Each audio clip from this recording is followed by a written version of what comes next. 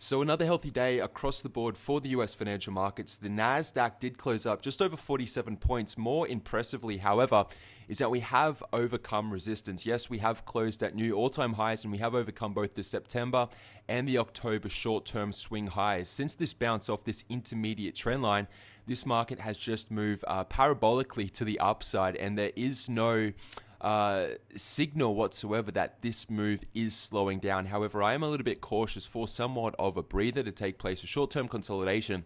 That's why my short-term entry and exposure to the bullish advancement, the continuation off from this intermediate trend line, is a little bit higher above these current levels where we closed on Monday. You can see on my own screen here, 5,386 is my entry. However, I am paying very close attention to, again, that short-term consolidation. What I'm expecting to happen on the Nasdaq is to see a slowdown.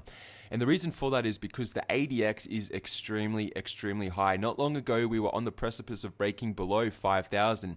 Here we are 2.5 weeks later, just shy of 5,400. So we have moved a long way. You need to keep this in perspective. And generally when a market moves this far or it advances this aggressively and this quickly, again, it will slow down, especially around such an important pivot point, and it will sort of shake a lot of people out prior to continuing the move. Now, as I look at the Nasdaq, it has been somewhat of a lagging market compared to that of the industrial average. But you can see on my screen right here, the ADX is somewhat elevated. We're just shy of 46 on the reading. And oftentimes what happens when the strength, or at least when the momentum of a move moves this far, this quickly, you'll see the ADX plateau and it will turn down. Now that doesn't mean a reversal, so to speak. It just means that, look, prices need to rest before they can continue moving as aggressively, or at least continuing in the direction of the prevailing trend. So as you can see, the ADX is elevated on my screen. It is just printing below 46. And if you look back historically, when the ADX gets this high, oftentimes it will turn down. Now the ADX itself is bidirectional. It turns up.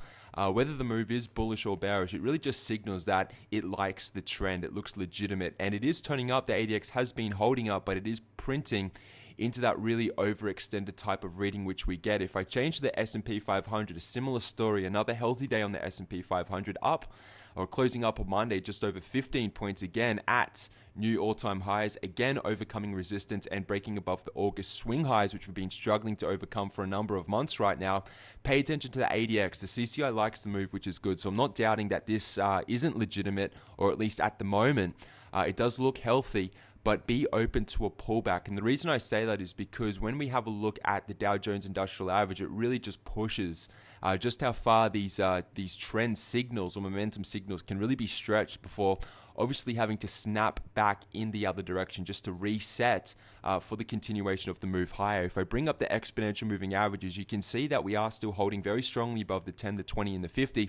And oftentimes when we break above a very important pivot point, i.e. the resistance levels, which again we've been struggling to overcome since August on that previous market, but again, more importantly, even July, August, September, really for the last couple of months anyway, is that we'll come back and we'll retest that old resistance pivot point as new support. So be open to the pullback.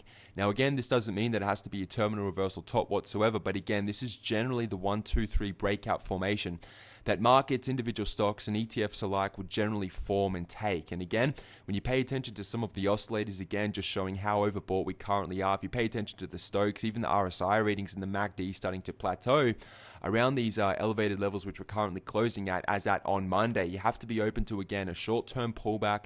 That pullback will most likely be bought, and it will correlate, or at least correspond, very nicely with this old resistance turn new support, which should also sort of mark, or at least help with the short-term exponential moving averages, which are again bullishly aligned and will act as a trampoline short-term for price if in fact it is going to be a legitimate bounce and continuation higher. So again, on face value, these markets are continuing to move higher. That's okay. We can jump on board with the trend, but again, even with the S&P 500, I've allowed my trigger, so to speak, to allow capital, at least open up capital exposure to these markets on the upside.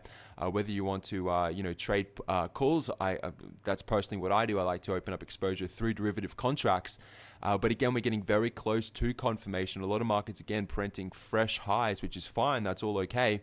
But again, I just want to allow a little bit of wiggle room, so to speak, before that correction happens, that retest happens, and then allocating capital when the time is right. So think about that as at the close on Monday. It is somewhat of a shortened week this week with the Thanksgiving holiday on Thursday. So again, this week we'll pay attention to it very closely, but just think about that as the week progresses. Again, we're very overbought, we're very overextended, and the ADX aligned with, again, some of these momentum, or at least oscillating indicators, are really suggesting that, again, that 1, 2, 3 correction off from that pivot point is something to look out for, and it is allowing us anyway the opportunity to reposition ourselves at lower levels if this market pulls back, and that is exactly what I'm expecting moving forward. So on that note, everybody, have a fantastic Monday evening. I'll see you again throughout the week. All the best, everyone. Goodbye.